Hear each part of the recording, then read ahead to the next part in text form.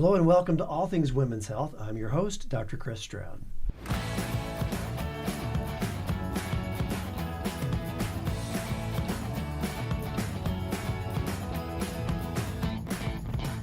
I'm an obstetrician, gynecologist, I'm a husband, I'm a father, I'm a grandfather, I'm a small business owner, I'm a Catholic, I'm all kinds of things. But right now on this show, I'm your host as we talk about all things women's health. Now it doesn't matter if it's infertility to childbirth or pregnancy loss to menopause or homeschooling to personal trainers. If it involves women and their health, it's on our agenda. And joining me today is an amazing young couple that are going to talk to us about a story that I know you're going to find interesting.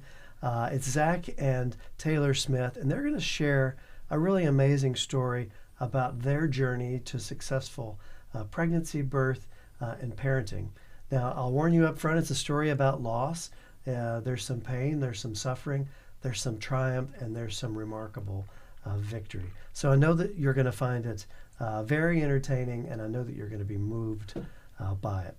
So get comfortable as we get to know much more about this remarkable young couple and their journey to successful parenting. We'll be right back with All Things Women's Health. Well, welcome back to All Things Women's Health, and Zach and Taylor, welcome and thanks for joining us. Thank you so much for having us. Yes, thanks for having us. Yeah, we're going to talk about, I guess, spoiler alert, recurrent pregnancy loss. Mm-hmm. And it's a topic that I deal with in my medical practice on a daily, it seems like hourly basis. In fact, it's not a plant, but just before leaving to come here to make this recording today, I met with a young couple experiencing a loss. And it's sometimes a secret problem that no one wants to talk about. And I can't say that everyone in our profession does a great job talking about it. And so we're going to share with listeners your journey, and I know that it's going to be a story of hope. But before we get there, we've got to go through some stuff, don't we? Yes. So start with your story of where you think it begins. All right. We'll start with August 8th, 2015. Zach and I got married.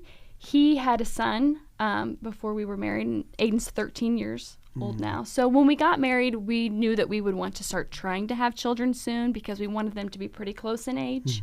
I had always had this idea that I wanted to go on a medical missions trip before. So in December, I went on my medical missions trip and then came home, and that's when we started trying to have a child.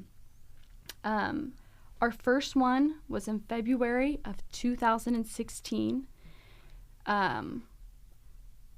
Being so naive, I feel like back then, once I saw that positive pregnancy test, I was like, all right, we're having a baby. Like, we got 9 months and then we're going to have one here. So just excitement, and just, it never came to my mind that I could potentially lose it. Right. So then a couple days later, I started bleeding.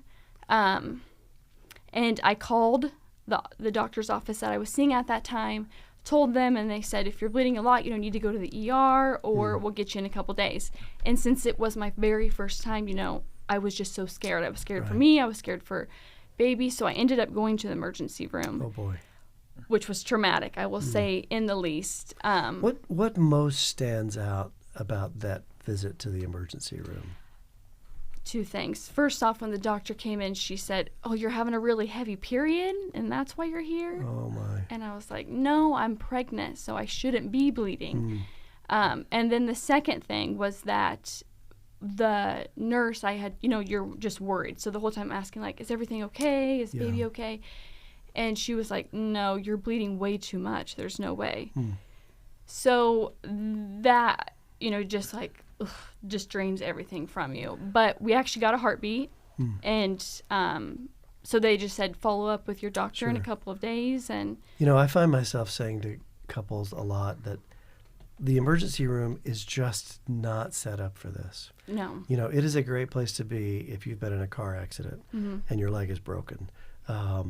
But when you're going through a loss, there's so many subtleties, there's so much emotion. Yeah. That's really not what a busy emergency department is set up for. and you experienced it, it's just not great, is it? Yeah, well, and I think too we've come so far in 6 years about talking about this topic, but I remember back then it was something that was never talked about. Sure.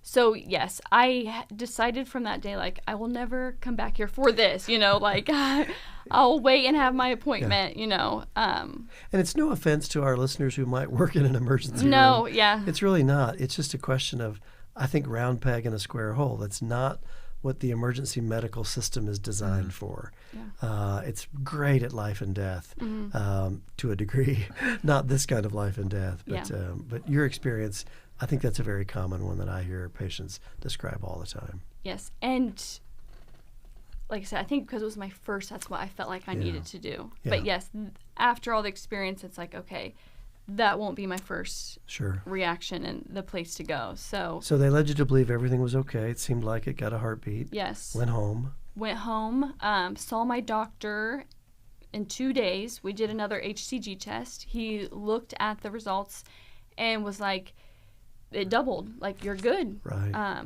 You can go home. And I said, something's not right. So do you mind, like, looking? And once he did that, he was like, we need to send you for an ultrasound. Like, I think you are losing the baby. So that was just like a roller coaster. I feel like that week, scared, heard a heartbeat at the hospital. Right. Hopeful.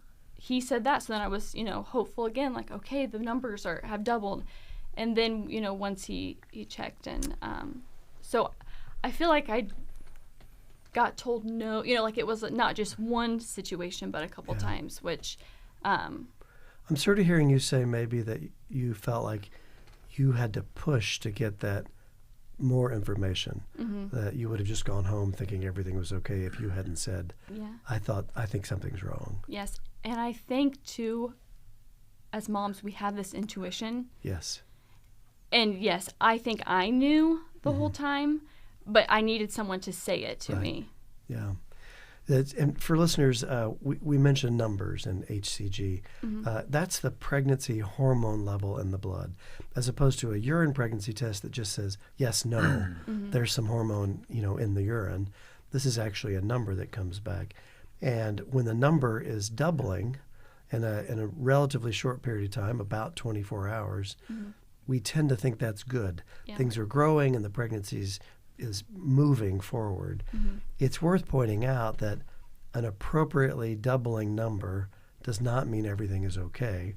At the same time, an inappropriately doubling number does not mean that everything's not okay. Yeah. So you have to hold on to your emotions when you get those numbers. I don't feel like we always do a good job of explaining that to people, but they can be comforting, but they're not absolute, as you learned. Yes. So that was the first loss. And So I'll stop you. So you had an ultrasound. They said your baby, what did they say? Do you remember the exact words?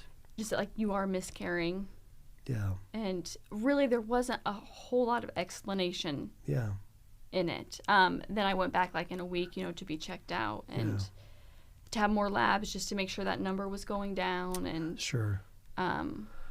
Do you remember that feeling? And did anyone say something along the lines of, you've just lost a baby? I don't think I heard that. I will say the doctor actually was someone I had just went on that missions trip with. So you had a connection. I had a connection. So he prayed with me. I'd asked him before, during, so I felt very comfortable with him. I don't think it was ever addressed, or I don't remember once I went, because then I went to the hospital to have the testing that, you lost a baby. Sure. Just that, I was having a miscarriage. Yeah. And Zach, were you there with her when this was going on? I think a couple of the appointments, but I didn't make every one. I was working a different job, and I couldn't get away from it. So you know what? It's as odd as it is. The devil is real, but it seems to me every time in my career I've told a woman that she's losing her baby, the husband didn't come that time. He came the other times, and everything was fine. Yeah. And this one time, this poor woman is by herself, and they have to call their husband. And then, as a husband, I always think, that's a phone call I never want to get. Yeah. Because usually we're racked with guilt. I should have been there. I should have canceled work. I should have done all these things. Yeah. Did you have similar feelings? Yeah, definitely her experiencing that by herself is awful for me to not be there to help Yeah. support or comfort her in any way if that's even possible Right. at that time. But Yeah. yeah. I think that's a very common experience for whatever reason. Mm-hmm. So keep going. So after that, after my losses, I was never able to just jump back into trying again. Yeah. Mentally, it kind of took me a long time to process it. We were young. And you hadn't been married very long. We haven't been married very long, so I just really took my time. So we got pregnant with our second one in February of 2017. So how almost much a time? year. Oh, about a year. Okay. Yeah, after. And, it's funny. Sometimes the dates are hard, but I always remember where I was when all of these happened and where I was mentally. And I remember with this one, I thought, you already got the loss out of the way. Right. This one, everything's going to be okay because that's someone. And then we lost another one. I think what I really struggled with this one is I needed to know why. Like, what's wrong with me? What's going on? And really, with a lot of offices, you have to have 3 miscarriages before they'll do any in-depth testing. That's right. So then when I heard that, it just felt like, I might have to go through this one more time before we look into possible causes of this. So it was defeating. Yeah. So this one felt really defeating because Do you remember a difference just a year apart in the way you felt about this one as opposed to the first one? as the pregnancy and or body wise? Well, with the loss itself, do you feel like you processed it differently because you've done it before? I think I had so much to learn back then, and so I'll go on because I'll touch on that. Yeah. So then we had our third loss, 7/17 of 2017. So about 5 months later. Right. And with this one, I kind of felt like it probably was. Like, I did feel like there was something wrong with me, like that they hadn't figured out and that I was probably going to miscarry again. Wow. Hopeful that I wouldn't, but I just felt like there was another piece. Yeah. So after this one, we were able to do some testing with my OB, but after the results, which everything came back normal, Sure. they were like, you probably need to go see a specialist. Like, Sure. there's things that we can do, but they can help you, way more. They have other things, so you need to go see a specialist. So I did end up doing that after our third loss. And so now I was just super hopeful, like, okay, we're going to find it. Sure. We're going to figure it out, and then we'll be able to Fix whatever's wrong. Yes. Yeah. Easy peasy. Yeah. So had test after test after test. Everything always came back normal, which it's funny because you usually want that. Right. But I was hoping for something. Absolutely. So that way we could fix it. But yeah, everything had come back normal. And then I got pregnant with my fourth one, February 12th, 2019. So this is about 2 years later. And this one, I thought for sure I was going to have this baby. And the reason, my twin sister was pregnant. We were going to be like 2 weeks apart. Mm-hmm. And I thought, God has just worked it out. Like, we've got to go through life together. We're going to get to go through motherhood together. Like, it's in his perfect timing. Yeah. So I'm going to get to keep this baby. And then found out shortly that I had lost our fourth. Wow. Which was a lot. You had mentioned earlier that not a lot of people talk about it, and the devil works in that. And something that I have realized throughout this is when you don't talk about things, that's when he really tries to get you, and he uses those things against you. Yeah. And I realized that all those years I had just kind of kept it bottled up. I didn't share it with others, and I really didn't have to in that time in my life because we were young. Our friends weren't married, weren't having kids.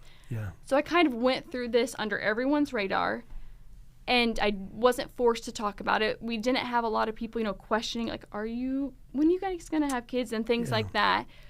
So I really kind of dealt with it just with myself. I mean, honestly, we didn't even talk about it, that much. That was my next question. Do you remember those conversations, or were there not many? There were not many, honestly. I'll put you on the spot, Zach, but do you remember ever thinking at some point as the husband, maybe we should just give up. Maybe we should just not try to get pregnant again. It's too painful. No, I actually remember it might have been our fourth one where Tay was really struggling with it, and we were sitting in the bedroom, and she said, I don't know what to do anymore. Yeah. Like, I can't do this.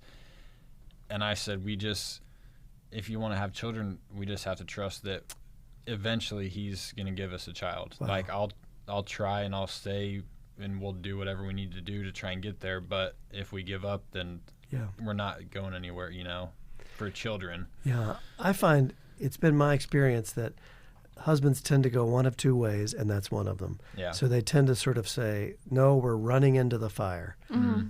Get behind me, here we go. Yeah. Which is sort of what you're describing. Yeah, I just said, like, it's not up to us. Yeah. I know this is awful and it's painful, but if you want to have children, we just need to trust in him that eventually he's going to break through that and give us a child. Yeah, that's powerful leadership. But the other direction that I see, I think, more commonly is men, we're sort of made to attack the threat, whatever the threat is. Mm-hmm. And this threat's too big. Mm-hmm. You can't attack it. And often I think that leaves men feeling helpless. And as a rule, we don't really do that well with feeling helpless. And we'll respond to just saying, it's too much, and just shut down. Let's not ever get pregnant. Let's not ever talk about it. Let's just put this away. Yeah. And those are both common, but the way that you led, right. That's and powerful. I don't want it to sound like I was telling her we need to keep. I told her it's your decision because I see it, but you're going through it. Yeah. And it was awful for me, so I can only imagine how much worse it was for her. So it was basically just, when you're ready, if you're ready, let's try again. Right. Do you feel like during that time, did you ever feel space slipping between you? Yes. I think we can both say that. We processed it so differently. I mean, every time I got pregnant, this was my baby. I loved, them so much. Yeah. And I know he did too. But since it felt different and it looked different to me, and like I said, we should have talked about it. Then I should have talked to him, like, how are you feeling? But I didn't, and I just went by like, okay, he's not crying. He's not, he doesn't care as much as I do. Right. And so I think that, really became like this silent thing that kept eating at both of us. Yeah. And so I wish, now looking back, I wish that I would have, talked to other women about it that were going through it. Sure. I wish I would have talked to him more about how he was feeling, and then, find a support system for him too. That way he could talk about it. Yeah. Because you just deal with it so differently. I know I felt like a lot of times you would get more like angry at the fact that, it wasn't happening. You're like, why isn't this happening for us? Yeah. And I was We're good at that too. Yeah. And I understand that because I was angry too, but I just had more of this heartbroken that I don't want to keep doing this. I can't keep, those same set of feelings and reactions, I think, happen in a healthy, normal pregnancy, especially in those early trimester. For men, it's such an abstract concept. Your wife looks the same as they always look. Yes. And you're making this big deal, so to speak, about a number on a page, on a lab test. Mm-hmm. You don't look any different. You sound the same.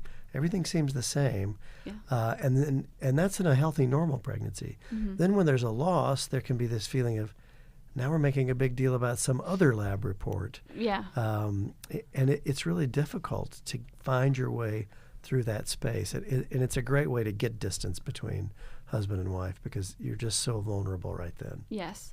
And like I said, I do think the devil loved the silence. He loved us just kind of internalizing it all and trying to figure out on our own. Yeah. And the isolation. Yes. Yes. And just then being able to speak lies into your life.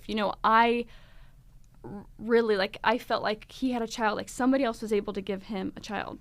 Like, oh, I'm not able to. So what am I worth, So there was just all of these lies that he was feeding me during this time. Sure. Where I know that if I would have talked to somebody else about it, they would have debunked those, and he would have too. Yeah. You know, if I would have shared like, hey, this is like what I'm going through and I'm questioning and I'm struggling with. Yeah, I hear that scenario in different ways played out over and over. You know, my husband would have been better off if he'd married someone else. Mm-hmm. He'd have 10 kids by now, and Yeah. I'm not attractive as a wife because, you know, I can't produce healthy Mm-hmm. pregnancies. And like you said, what a great set of lies that is. Mm-hmm. But what a brilliant strategy that is. Yes. And it works. Yes. Yeah, it works well. Yeah. Yeah. So, but I do feel like that fourth one was really the point where like I was at rock bottom. Yeah. But then, you know, God, I feel like we always have to get there, you know, till we're like, okay, you know, why it takes that, I don't know. But to me, that was just like the monumental moment in my journey where, you know, I did reach out to people. I was like, I can't do this anymore. And thankfully I had, you know, older, wiser women who poured into me during that time. And it just completely, I feel like I went from like believing that there's a God, but now I had a relationship with Jesus, and that changes everything. So yes, to me, it's like that. I remember that just being the hardest year. I think I had cousins that were pregnant. I had my best friend Everyone who was you know, pregnant. I'm sure. Everyone. It was like the year that everyone started having children. And I'd have to go to baby shower after baby shower. Oh, gosh. And it was, and here's another thing that I think is such a misconception that people, that other women or people think that you want harm to them or you're not happy for them. And that could be the furthest thing from the truth. I would never want somebody else to go through this, you know. Yeah. But it's hard because you want to be there. Right. And it just brings up all those emotions. I mean, I remember being at baby showers where they're like, what name? And I knew what I was naming all my babies, you know. So it's just those things that make it hard. It's like you're still so happy for those other women and their families, but you're struggling on your own. And what an awkward situation that is for everybody involved.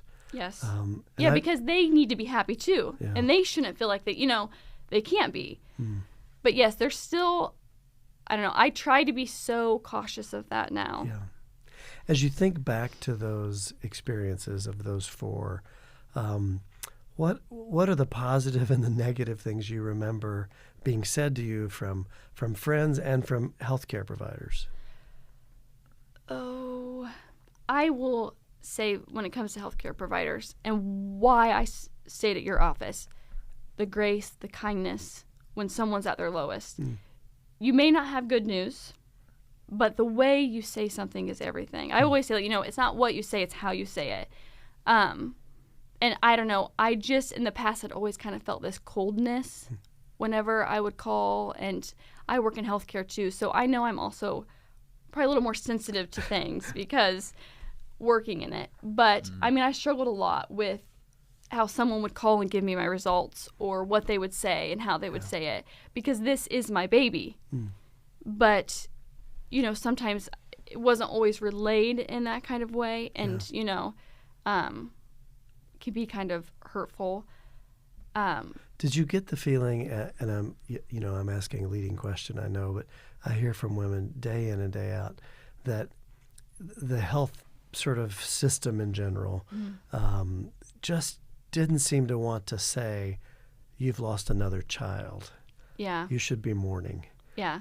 Instead, we try to make it, you know, something that it's not. And I wonder if it's because it's easier for that person. Yeah. You know, because yes, I just feel like in general too, like whether it's 4 weeks, 5 weeks, 6, you know, it is life. Well, he knows them. It and really he loves does. them It really does stem from your position on life, I think. Yes. People often ask me why we approach loss the way we do in our practice. It stems directly from the way we feel about life. And, you know, I always like to use the analogy. People, I'm sure, are tired of hearing me say it, but imagine, listeners, if you went to your pediatrician's office and with a well baby visit for your child, and you said, oh, by the way, I've lost a couple of toddlers that died. And the pediatrician said, well, that's interesting. If you lose any more, we should probably look into it. moms would never tolerate that. Yes, They would be yeah. a mass exit, Mm-hmm. But yet, sadly, in my specialty, that's what's said to people every day. Mm-hmm. You're things like, you're young, you'll be pregnant again, Yeah. don't worry, Mm-hmm. at least it was early, at least you have another child. I'd put all those things on the list of no, never, please say that. Yes. As opposed to saying, you lost a child, that's why you feel like your insides have just been ripped out, Mm-hmm. because you're mourning the loss of a child Yeah. that you're going to see one day in heaven, but that's going to hurt a long time. Mm-hmm. That would do so much good, Oh, absolutely. I think, yeah. for couples to hear that honesty. Yeah. So, because the world is saying nothing's wrong, you shouldn't feel this way, Mm-hmm. but your body is saying, I'm falling apart. Yeah. That conflict is what creates, I think, the angst Yes. and so much trouble. And feeling like you shouldn't share or you shouldn't talk about it Yeah. because why are you even 'Cause it's upset not a about big this? deal. Yeah. Yeah. So keep going with this journey. So you've now suffered through 4 losses. Yes. It sounds like this is a pretty dark time. Very dark time, but this is the time where I think God has just really chased after me and is drawing me closer to him. And one of the women was like, you need to ask him for a promise. Like, ask him, to give you a promise. So I did, and had been praying about it and praying about me. He gave me the verse, Psalm 113:9. He gives the childless woman a family, making her a happy mother. Praise the Lord. And I knew in that moment that was for me. And so then I started praying like, okay, I have Aiden. So has he already answered that prayer because he gave me Aiden? Sure. How perfect his plans are. That's why we're together. And or is it adoption? Am I getting my child through adoption? Or how God are you doing this? So Yeah. I continued to pray about it, and I really just continued to feel like he was saying, like, you're going to have a child. Trust me, you're going to have a child. And I think, too, that he doesn't put things on our hearts if that's not what he has for us. So I think really the first step is just praying about that, praying about, how he's going to work this out, what he wants for you, because I truly believe that he wouldn't have still given me the strength, endurance to keep going if that wasn't his plan for me. Sure. So when he gave me that verse, I feel like that was just the moment, like, okay, I can do this. Like, we're going to get a child, whatever you have for me, God, like, okay, let's do this. In that darkness, in that time there after that 4th loss, do you remember ever being tempted to sort of doubt your faith? Maybe this stuff I've thought was real is not real.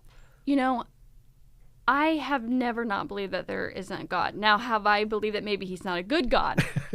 I maybe questioned that. I've questioned what? Like, you're good, but this keeps happening. Sure. So I will say that during that time. But I think in that darkness, too, there was just so much that I needed to do personally, work on personally. Almost every day in my prayers, I thank him for this time and the mother that he created me to be, because I know for those babies, I wouldn't have been the mother that they deserve. So I am thankful for all of this, because I know that Riker has the mom that he deserves now. So it was such a dark time, but during that 4th, there was a lot of sin in my life. There was the way that I was treating people or acting that he was really trying to refine me. And I can see that all now. And throughout that year, I think, like, he just kept bringing more things to the surface. Like, we got to fix this. Like, we need to work on this area. And so, it was a journey. Sure. But yes, I know I can't wait to see them in heaven. I wish it didn't have to go this way for me to become this person. Yeah. But I'm thankful for the mother that I am today because of that. Because I know with that first one, I wouldn't be the mom that I am today. So, that's that. After that 4th one, there was just so much work that he was doing inside my heart that needed to be done. I'm sure you've thought of this too, but unfortunately, I see couples try to go through this and they don't come at it from a well-founded faith perspective. And I know it's my bias as a believer, but I would argue they don't do well. Yeah. It's almost as though it's as though they're lacking a context to deal with this kind of suffering. Yeah. It just has no meaning. It just has pain. Yes. And there's no redemptive value to pain if you don't understand redemption. Yes. And it's sad because it's also very difficult, if not impossible, to comfort them because you don't have any context, to deal with that. But these are those moments when the proverbial rubber hits the road with our faith. Yes. Yeah, and that's my mindset whenever I face anything now. I was trying to okay, God, what are you trying to teach me in this moment? Because, unfortunately, suffering is one of those great things that we do learn so much more. It's not easy or fun to go through, but he teaches us so much. And really, it's invaluable. So you have the fourth. So I had the fourth. And now what's happening in life? I just feel like we were closer. And I think we just gave it to Jesus. We just, whatever you have for us, okay, we're in this, lead us, let us know. Do you remember did you intentionally avoid pregnancy for a period of time? I wouldn't say intentionally. So the next time I got pregnant was over a year, but I just think I knew that there was still so much work to do, and he did too. I think we needed that break. I think there was we had a lot to work on. I had a lot of things personally. Yeah. And so it was just so about a year goes by. Yes, a little over a year. And I get pregnant with my fifth on 7/6 of 2020. And I thought I was having this baby, Sure. Man, I have grown. I've got this. I'm a new woman, yes, and I'm going to have this baby. And I remember praying one day. My niece had a volleyball game, and I never do stuff when I first found out I'm pregnant because I'm so in my head that sitting at home worrying about everything is usually what I decide to do. So my mom's like, come on, just go to the game with us. So I had decided that I was going to go to this volleyball game, and I was praying and doing my devotions. And I can't remember the verse, but it's where Samuel's laying down, and he hears him say, Samuel, wake up, or is trying to get his attention. Yeah. So it caught my eye. So I went to that part of the Bible and started reading it. And I felt like God was saying, your son's name is Samuel. And I'm like, no, I had already had this Riker, which is my son's name now. I was like, I already have a name picked out for the past 6 years. It can't be Samuel, it's Riker. And I just felt like he was saying, no, your son's name is Samuel. So I go with my mom to this volleyball game, and I'm talking with her, and I'm like, I had a friend that messaged me. She lives in Indy, and she said, a woman came up to me today in church and said, God's going to name your son. And I just started bawling. And my mom's like, what? I'm like, read her the text. I'm like, this morning I felt like God was telling me his name's Samuel. And she started crying, and she was like, I had the same feeling last night when I was reading, but I kept telling him it's Riker. It's not Samuel, it's Riker. So I was just like, okay, he's named my son, and I'm keeping this baby, he's letting me know. But I don't like the name. Yeah, but I wouldn't have chose Samuel. But sure. But on your cards, you have a verse, yes. And when I remember one of our first appointments, I saw that, I was like, we're at the right place. Yes, it says I prayed for this baby. Yes, yes. So then when I lost Samuel, I'll say I went back to hitting another low because you named my baby. Why can't I keep him? How far did you get with Samuel? I was 9 weeks. I remember I went to that. That was when I first started coming to you guys. And we switched probably at week 5? Mm-hmm. We came and did an ultrasound. And I remember Marianne is your wife, correct? It is. She was like, do you want to go ahead and schedule with Dr. Stroud? That way you can go ahead and get in. And I was like, nope, I'm trusting God. I'm keeping this baby. So I'm not going to need an appointment with your husband. Yeah. Because I'm going to, so I was just like, okay, let's, hold on to this. I'm keeping this baby. And so we found out, which I was on progesterone injections and things like that too. Mm-hmm. So what was a little different with this pregnancy is usually I was the first one to know that had lost my baby because I would be bleeding, having the cramping. And with this, I didn't have any symptoms, the bleeding or anything. Did I feel something deep inside that I knew? Probably not. I remember saying that to Zach on the way there, like, I think something's wrong. But hoping that, I was wrong and that everything was okay. So, I found out at the appointment, which has been different. I feel like added another layer to kind of like other people are around. Usually I'm at my home by myself. Sure. I just bawl and, so there, realizing that in front of everyone, feeling like I needed to be strong for them. My mom was there. I was excited for her to be there with me. But so, yeah, there was just so many emotions, that day. And then an hour car ride home where I like to kind of be by myself and cry it out and, kind of go through my emotions. And so then we're all stuck in a vehicle together, on the way home. Everyone probably feeling like, oh, I need to say something to comfort her, but not having the right words, So, yeah, it was a difficult car ride home. And like I said, I was really just like, why does this keep happening? Okay, we're at our fifth, why does this keep happening? And I remember we had gotten home. We had a friend from church that had called him to talk with him. And then he got in the shower and I was laying in bed and I just started like screaming and yelling and crying, God, why? I need to know why. Like at this point, you have to give me a reason because I cannot keep doing this. Yeah. So why do you keep taking my babies? And my phone went off. And it was my cousin and she does like the voice, So she was like, Taylor, I was listening to this podcast and I felt like I'm supposed to share this with you. And it was two friends and she kept saying, just pray that God will tell me like why this keeps happening. She wanted to know why to a reason. And the friend said, no, I'm not going to pray that he gives you the answer. I'm just going to pray that you trust him enough. And she was like, God's telling you just to trust him. And honestly, in that moment, I felt like he was giving me a hug and that he was crying with me and he was saying, I named him because I know him and I love him.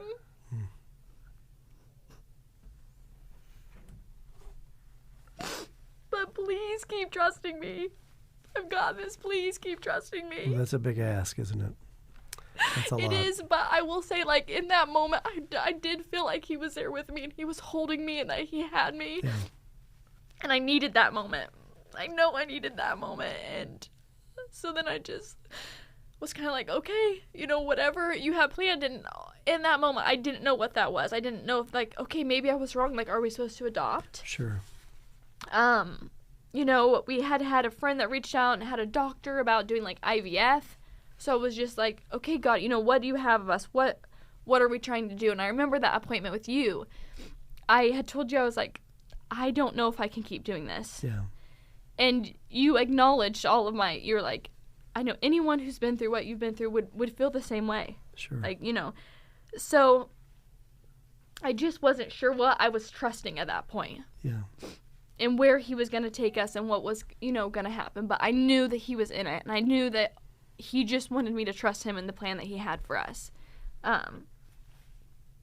But honestly, that moment is something that even today when I'm struggling, I look back on because I'm just like, I could never question if God is, real or if he loves me or if he doesn't care about every aspect because something like that, it just is huge. So much going on in the world, but he was like, no, I'm going to be there and comfort me. So, that's probably a good lesson for listeners who may not be very developed in their faith. And I think sometimes they would look at someone like you and say, oh, she's one of those happy Christians. Yeah. Nothing could affect her. Yeah. Life is just daffodils and unicorns. Yeah. And that's not what you're describing at all. You're describing a lot of pain. Yeah. It's not an absence of suffering or an absence of pain. Yes. It's an ability to accept that. Yes. And two, I remember I had told a friend, like, I believe God can do miracles. I just don't believe that he's going to do it for me.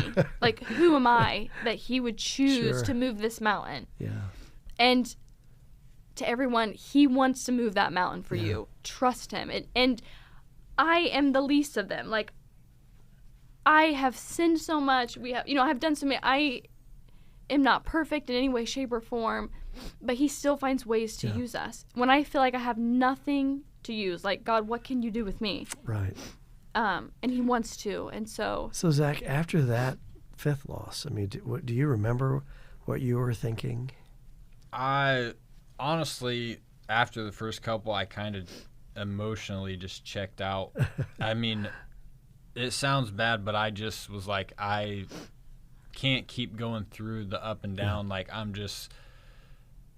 shut off. When he wants it to happen, he'll let it happen. But I just never got as invested in her because I didn't want to hype myself up and then crash down. It was protective, self-protective. Right. And I'm sorry, I thought we were at my 6th loss. So Samuel was my 6th loss. Yeah. Sure. Yeah. Okay. Yeah. I've said it wrong. Sorry. No, you're fine. Yeah. But yeah, that was, I think it was probably after that our third loss, which were kind of back to back, that I was just like, I'm not going to hype myself up. Like, we're pregnant, just kind of ride it along and see where we go. Which probably, I'm guessing, might have been misinterpreted as lack of interest. Yes. Right. Yeah, I'm sure. Lack of caring, when in reality it was protection. Yeah. Yes, and I totally understand. But yeah, as a woman, you don't have that choice. You're fully invested right from the get-go. So it's hard to imagine, but you picked up and you moved on somehow. Yes. Keep going. Yes. So after that, we had looked into the IVF thing, and we had sent him all the labs that we had done with you and all the other doctors. And I remember at our appointment, he was just like, Taylor, I cannot find anything. Like, there's nothing that I could say, oh, let's do this and we'll have a good outcome. Right. He actually told me that if I would choose to go that route and I had lost one, that he would suggest a surrogate. So, those things are all hard to hear. I almost felt like, okay, this is happening for a reason. Like, this is going to be the answer. And so then it wasn't. So we just decided to pray about it. And I was like, okay, we'll do one more month of trying. And then we'll take the summer off to just kind of enjoy our time with Aiden. And we'll go from there. Like, I just was like, I don't want to keep putting too much stress or, like, pressure on all of this. And I remember, like, praying to him, like, okay, this time I get pregnant, I don't want to know right away because I don't want to spend it, like, stressing and all of these things. So we were supposed to go canoeing or something, and I had tested like I always do because, at this point, everything about your cycle. And I tested, it said negative. So I was like, okay, we're done trying for this summer, and we're just going to enjoy it with Aiden. So then throughout that week, I had seen 3 rainbows. I have pictures of all of them. I just felt like God was giving me signs. My brother-in-law had texted me that he was at a conference and that he met someone, and the husband had said, we lost 12 babies. We now have 3 healthy ones. And so he said, keep going. And so I just felt like God was telling me, like, I've got you, keep going. It's going to be. So I decided after the 3rd rainbow, I took a picture on our porch. I sent to Zach, and I was like, bring home a pregnancy test because I think I'm pregnant. So he brought it home, and sure enough, I was pregnant. And super excited, super hopeful. But obviously, even when you say, like, oh, I trust you, God, there's always that part of you that just, you worry. You have fear that you're going to lose another one. And so I was hopeful, and I felt like he was telling me, it's okay, like, you're going to get to keep this baby. But, and then at week 5, I kept waking up at 3 a.m., bawling, just in so much fear that something had happened. Yeah. So I had texted one of the women from our church and told her what was happening. And she was like, can I come over tonight and pray for you and pray through your home? So she came over, prayed over me, prayed through our home. It never happened again after that. And I know spiritual warfare can kind of be like a difficult topic for some. I have definitely experienced it. I think that when you are chasing after Jesus, the devil doesn't like that, and he's definitely going to try and interfere. And I definitely feel like that's what my pregnancy was, So that happened. Then at my week 8 appointment, I was getting ready to go to the ultrasound, and another family friend, she was a missionary in Africa. She called me and she was like, there's a demonic force that's, after your baby. We need to pray about it right now. And we prayed, everything went well. But really throughout my pregnancy, I had a lot of those moments where it felt like the enemy was attacking me and attacking the pregnancy. But God was faithful. I had a really healthy pregnancy. Do you remember, was there a time that you said, well, if I just get to this number of weeks, I'll stop worrying and everything 12. will be 12 was the number. 12 was the number. I don't know if it's just because, like, after, the first trimester kind of coming to the end or what, but... And was that right? After 12, did you feel great? No. Not worried? No. Funny how that works. Does it ever end? Because even now, he's 18 months, and I still worry. Yeah, I like to tell new parents, I'm not sure how to break this to you, but parenting is nothing but a lifelong ticket to worry. Yes. It doesn't stop when they come out. Yes. Wow. So you made it past 12 weeks. You make it to 20 weeks. You have a normal ultrasound. Yes. You had to start feeling pretty good. I did. But you know how you can just health problems and this and I just feel like we see so much more of that these days. So Zach, do you remember when you thought, well, maybe this actually will work out this time? How far along do you think she was? Yeah, because none of our babies made it even to that 12-week point. So once we broke past that 16, 20, it was like, okay, we're kind of on like the downhill slope of this. We're going to finish it out. So I felt, that had to feel good. And your office, honestly, was the best experience I think we've both had with any doctors, because the ones that we went to before, they weren't specialists, but they didn't have that sense of care that you guys did, the connection to kind of walk through the things that we were going through with. So that was definitely huge. Well, I think the extra monitoring too. Yeah. Like I know for me, I needed that. Yeah. Like even though usually you only see them, this week and that week, I needed to be there more. Yeah. Mentally. It sounds a little terrible to say, but for women that have had a lot of early losses, the bad news is once you get past that number, it actually gets harder, I think, because now you have zero experience. Your only experience is pain. Yeah. So from kind of that 8 to 20 weeks, it takes a lot to get through those weeks. And that might mean every other day ultrasounds. Who knows what it means? You figure out what it means. Yeah. But to be able to sort of shepherd somebody through that vulnerable period is challenging. Yes. Yeah, I remember too that you can just stop in, like if you want us to listen, and I'm one of those people that's like, yes, please, like, we're making a trip to Fort Wayne, like I just want to hear their heartbeat. And did you get your own Doppler to listen at home? I did. You did? Yeah. You don't have to be guilty. It's okay. I know. It's one of those things though that it's like it can sometimes cause a little more worry. I mean, I'm thankful I had it because it's a backfire. Yes. That definitely happened too. Couldn't find it. Yeah, one point where she couldn't. But. Yeah. And then your mind goes, all over. But would you recommend moms in your position doing that, getting their own Doppler and listening? I would, because I would do it again. Yeah, sure. So you make it past 20 weeks and the regular ultrasound, and you're cruising sort of towards the end. Same. Pick up the story then. Well, so super healthy pregnancy. Was excited in my head, which, everyone, do not put too much pressure on yourself about the delivery process. Like, I wanted to do everything natural. In my head, that was the plan.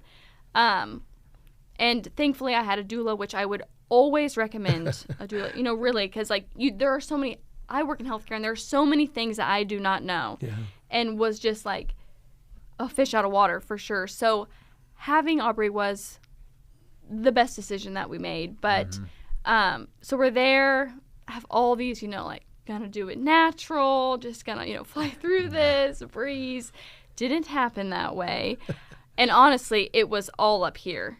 Yeah. Like worrying. And then when it got to the point that's, kind of like, we're here too long, like, teetering on that, we don't want to have to do a C-section kind of thing, I think I just let everything kind of get in my head and then like worry.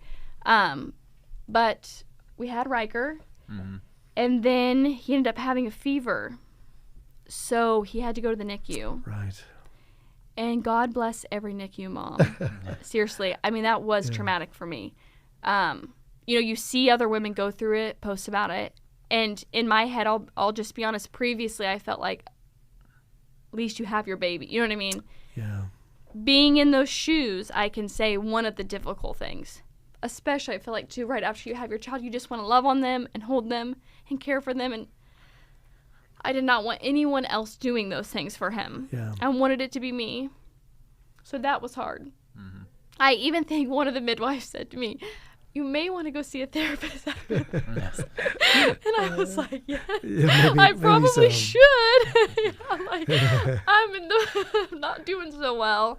Really, I did. I really struggled with that. And honestly, I was so thankful because he was healthy. They were just making sure that there wasn't, an infection that had gotten anywhere. Thankfully, it didn't go to the umbilical cord. So we were only there for like 4 days.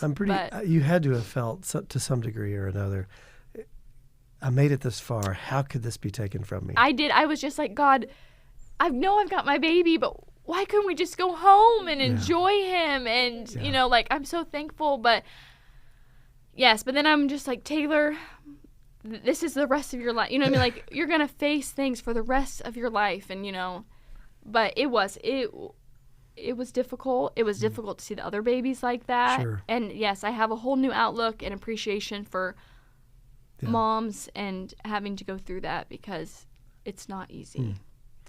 So he gets better and he gets to leave and he gets to go home to the family. And how has that been? Amazing. I mean, you never stop learning either. Like, he teaches me something every day, just whether it's patience or, by enjoying the mundane or whatever it may be. But life is just so precious. And I'm so thankful that I get to be his mom. And I love seeing things through his eyes. You know what I mean? Like, it just gives you another appreciation for the small things in the world. But, yeah, I mean, you don't just, like, get through or over a mountain and that's it. You know what I mean? Like, it just continues, and God continues to be there. And I actually have another story if you're we can cut it out if we need to, or we can keep it. But so, like I said, spiritual warfare is something that we have definitely experienced in this stage of our life. And a couple months ago, it's been like 4 months ago, I had gotten a call from a family friend who she deals with a lot of that, spiritual warfare, prayer journeys. She travels a lot and things like that. But I had trust her. I know she loves me. I know she loves my son. And I probably couldn't have heard this from just anyone. I think God knew like it had to be her. But she had called and she said, I don't want to worry you. And I questioned if I should say something, but, I feel like I'm supposed to. And I was on the way to my sister's, actually.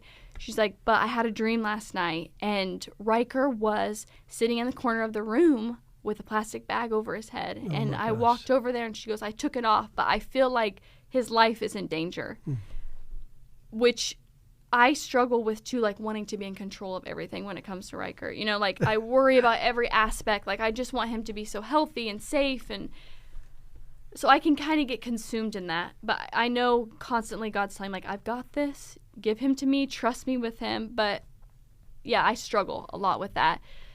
So I get this, and immediately, I'm thinking, okay, I can't work for the next couple of weeks. Like, I'm going to be with him 24/7. Should I just sleep in the, crib? Like, what am I going to do?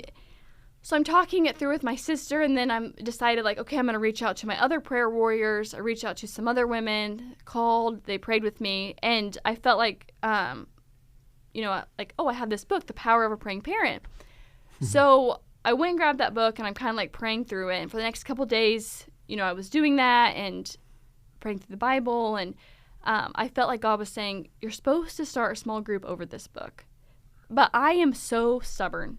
And usually when God asks me something, like, I give him a million reasons why I really shouldn't do that. But so, I kept, like, throwing the idea out. Like, there's no way. I don't have time. I'm definitely not equipped for this. Like, I don't know everything that I should to be able to do this. And So then I just was like, okay, if this is what you want, then you figure it out and you let me know what this is going to look like and, go from there. So I also knew that I wasn't supposed to like handpick the women. I think that no matter what age you are, it's hard to find friends. Like I always tell Aiden all the time, like, I'm so proud of you for going to that or doing something out of your comfort zone. Because even at my age, it's hard. And so I decided to put it on Instagram. I was like, hey, I'm going to do this small group if anyone wants to join. So I had women that had reached out about it, and we're continuing to do it. And it's been incredible. And a lot of their stories are incredible and what has just happened through that. But I feel like what, the enemy wanted to use for evil, God used for good. And so much good has came out of it. So he just continues to teach me so much through all of this and just asking me to be obedient. So that's my word for this season of life is obedience. So, speak to listeners who may not have the story that you have, but maybe they've had a loss. Maybe someone near to them's had a loss. Maybe they've had multiple losses. What would you say to them to give them that courage to pick up and press on? If you're somebody's friend, I would say just be there.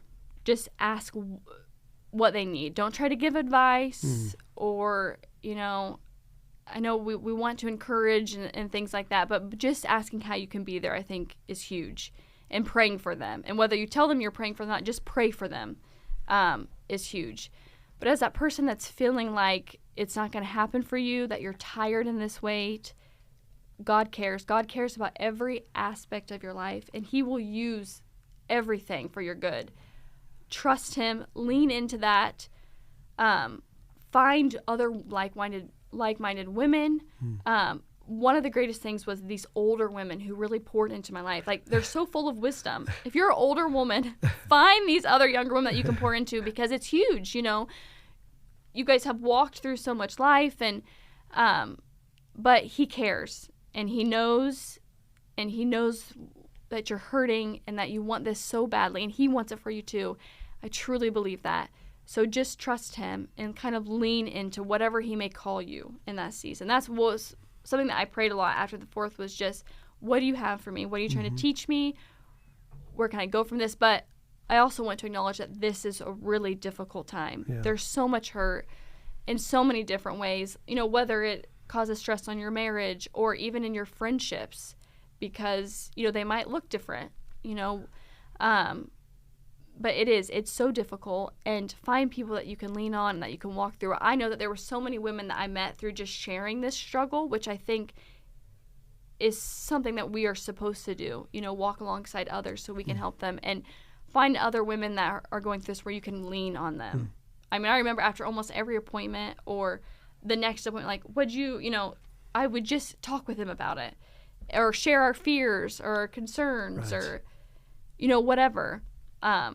Ask what their labs were. I feel like that's like we get so stuck on those numbers that it's like, well, what were yours at this time? What, but just having other people to walk through it with.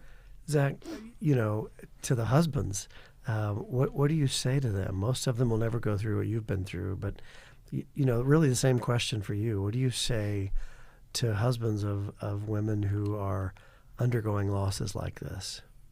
I mean, it's impossible for us as husbands to comprehend what our wives are going through because we don't experience it and it's not our body. And I think the biggest thing is just to be there for them. You don't have to have the right words or tell them that, everything's going to be okay. Just be there for them to cry on your shoulder, or especially I did not voice what I was going through to open up that pathway between me and her. Like I could tell her, like, I get it, I understand, but you don't because you're not her and you're not going through it. So that you can say that, but it's not super helpful, I don't feel like, in their case, because they know it's their body and they are having to go through that whole process, 6 times for her, and some women more, some women once, but it's the same process, and it's so painful for them, not just physically but emotionally. So yeah, just being there for them and open up to them, they are balled up inside going through this on their own, and some people think I have to do this because it's my body and I have to do it myself. They don't want to open up to you, but it would be super beneficial in our case if I would have taken that step to open up to her that I'm feeling this way and start that conversation instead of, my choice was like, I'm just going to be a brick wall. I'm not going to let it affect me. I'm just going to, and I was just holding all that inside. So if you're going through that as a husband, just be there, open up to your wife. I didn't even, tell my brother, who's the closest guy to me, about any of this. I just, he didn't know we were having miscarriages. And that is probably something I regret, that I didn't, just reach out to those people that love you and will be there for you. Because those were some of the worst times going through that stuff in our life. So don't be scared to reach out to those that love you and those that are close to you to help you. Yeah. Well, listeners, I hope you've enjoyed this story. Seems to be a poor choice of words in a way, but I hope you've been moved by it. So many lessons, so many things to take away. I mean, I think the key things that I hear from you is faithfulness and perseverance and trust, and what a great story, and what a great, I don't want to say ending, because I have a feeling your story's got a lot more chapters, but for this chapter, what a great ending with Riker and his safe arrival. Thank you for having the courage, to share that story. But listeners, if you're struggling with recurrent loss, that whether that's 1 or whether that's 5, you've just got to find somebody to help you with that, because there's so much we can do, and it's so often, far too often, overlooked by the establishment. And that's got its own interesting story and its own set of issues, but there's a better way to go. So find someone that has a special interest in recurrent pregnancy loss and let them help you through, so you can navigate these very complex and all too often very painful waters. Well, I hope you've appreciated and enjoyed and taken something from this discussion. Do you have questions? Do you have comments? I hope you'll include them below, and I'll certainly respond as best I can if you have questions. Do you have topics that you'd like to see or have us cover here on All Things Women's Health? I'd love to hear from you. You can reach me at Dr. Stroud, that's DrStroud, at fertilityandmidwifery.com. You can message me directly, 260-450-8878, if there's something that you would like us to cover. I want to thank you again for joining us for All Things Women's Health. I hope you'll like and subscribe to our podcast. I hope you'll join us again for future episodes. I'll be back soon with another episode of All Things Women's Health. Until then, I'm your host, Dr. Chris Stroud.